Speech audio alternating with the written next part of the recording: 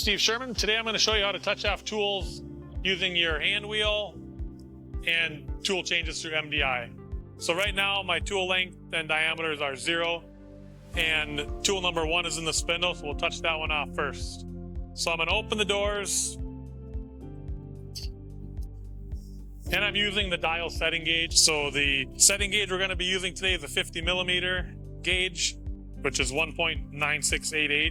So when we touch our tools off the top of our workpiece, we're going to enter 1.9688. So Z0 will be the top of our workpiece. So now that I open the door, it asks you to enter the protective passcode, which is the default is 0000. So I enter that, and now I'm going to select X, Y, or Z to move my tool down to the touch off position.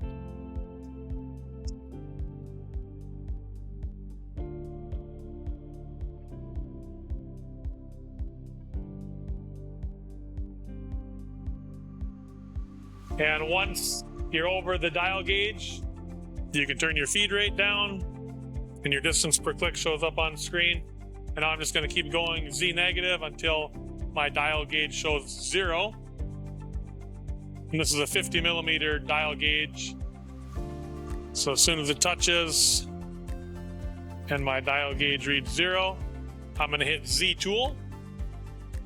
And then what's the height of my gauge? In 50 millimeters is 1.9688, and then I'm going to press enter. So now it shows that's my current position. I'm that much above my 0. Enter the tool diameter, that's a 1/2 inch end mill, so 0.5.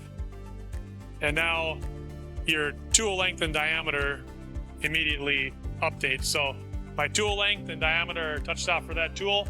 Now I can continue touching other tools, or if I'm done, I can just escape out and shut the door and jog or hand wheel away.